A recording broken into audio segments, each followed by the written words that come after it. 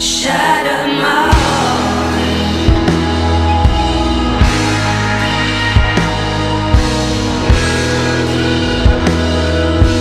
Well, your new album, Lifetime of Tears, will be out in a couple of weeks. How are you feeling?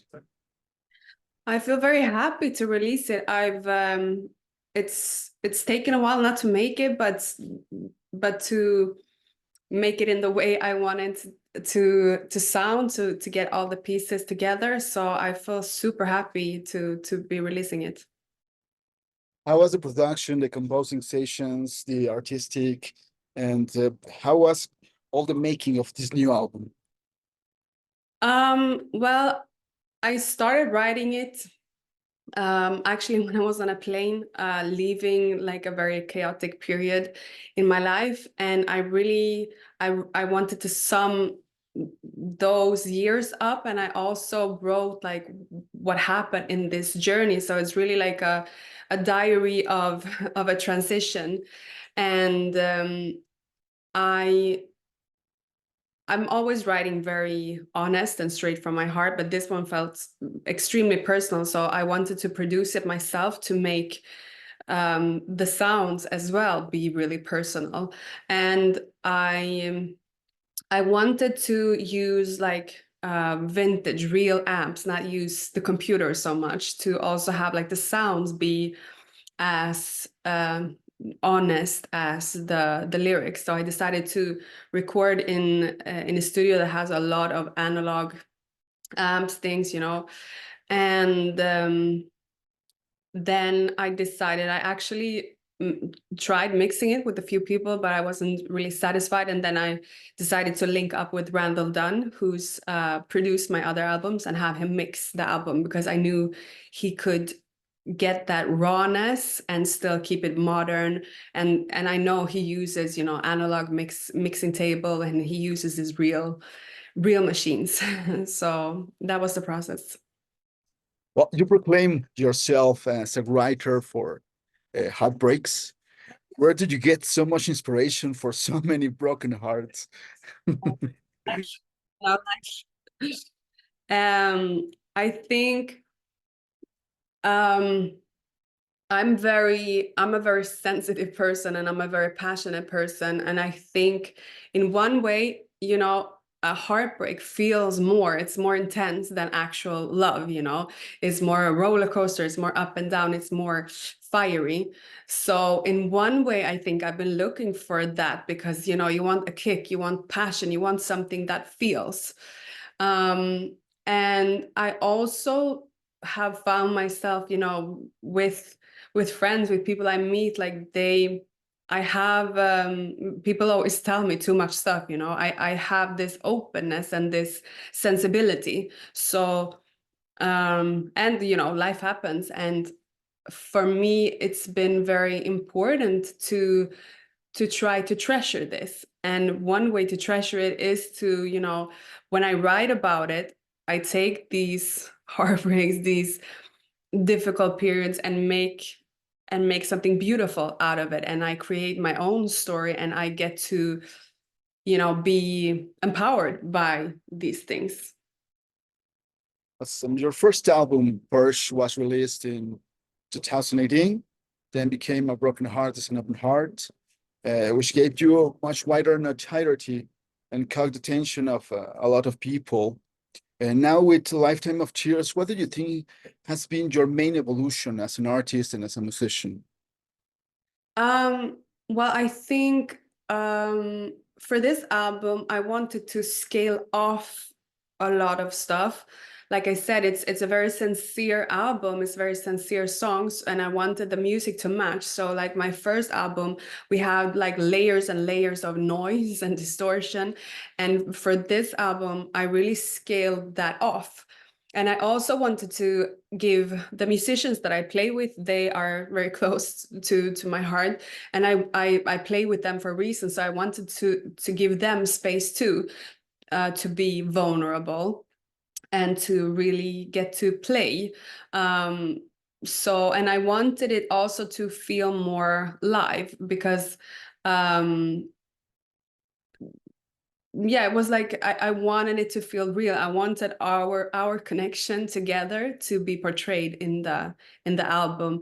And you know, when I think like when you're in love or when you play music, that's when you're in a different universe, or if you create any kind of art. And I wanted that type of connection, that type of honesty and realness to be portrayed in the record. I listened the album a couple of hours ago, and I have to say it's pretty great. I really like it. And of course, it's kind of inevitable to find some similarities with artists like, you know, Chelsea Wolfe, Anna von Hauswolf, even Lana Del Rey. These female artists with very atmospheric, melancholic music. Do you consider yourself part of this wave of artists? Do you those comparisons bother you, or consider them a compliment? A compliment, of course. They're great in what they do. Anna von Hauswolf, I listen to a lot. She's a very interesting artist, and she really pushes the boundaries for what she does. Um, but I think like what my influences are a bit different. I think for this album, like Fleetwood Mac was a huge influence, and um, I think like I have something ethereal, but it also has like another grooviness than maybe these comparisons, and it also has, I think, a little bit of different depth. But it's, of course, it's also, you know, as a female musician, you always get compared to female other female musicians, maybe more because they're female than that the music is actually super similar. But it's a compliment. I like all of them. Awesome. Despite the softness of the sound of Humanish, you have attracted a lot of attention within this metal scene. Do you think is a kind of advantage the sound you manage because attract a lot of fans? Do you found an obstacle, especially among the most purists of the genre, who thinks that everything has to be super heavy? No, I think for me, I'm not bothered at all or think about this. I think every artist, like the responsibility you have is to try to do something that feels real, that feels, you know, uh, that's you talk about where you stand, you know, you make it sound in a way that is from yourself, you know, so that's the only way you can reach another person.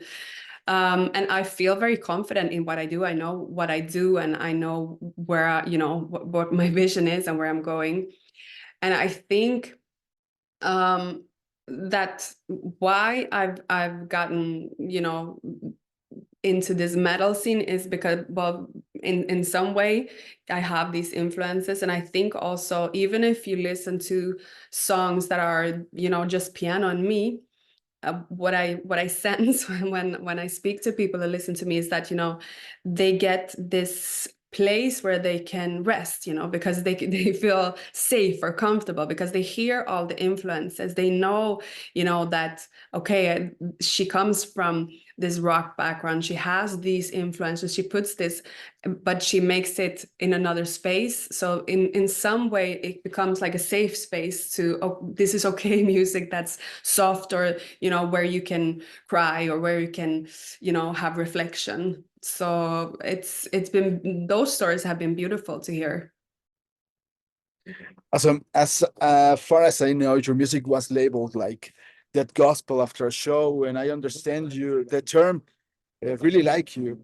Did you feel kind of pressure to try to fit your composition and your music within the label, or you are open to try something else?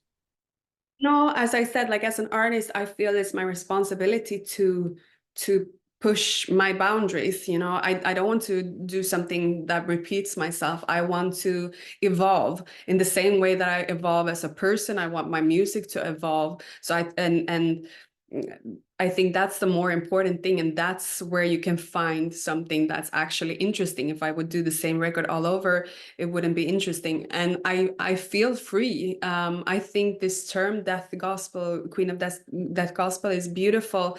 And for me it's more about the feeling of it, you know. I talk about this darkness, but always put like a hope or a light in it too. So I felt that the description describes, you know, a core of what I do, not necessarily the sound. That's awesome. Well, Luis, your new album is pretty great. Really hope to see you here in Mexico, maybe sometime in the future. Do you have plans? You were on tour with Solstafir, and what's next for you? Um, I haven't announced any tour yet, so I don't have any dates out. I would love to go to Mexico. I recorded a music video in Mexico City, so that would be a dream to go back. I really enjoyed it there.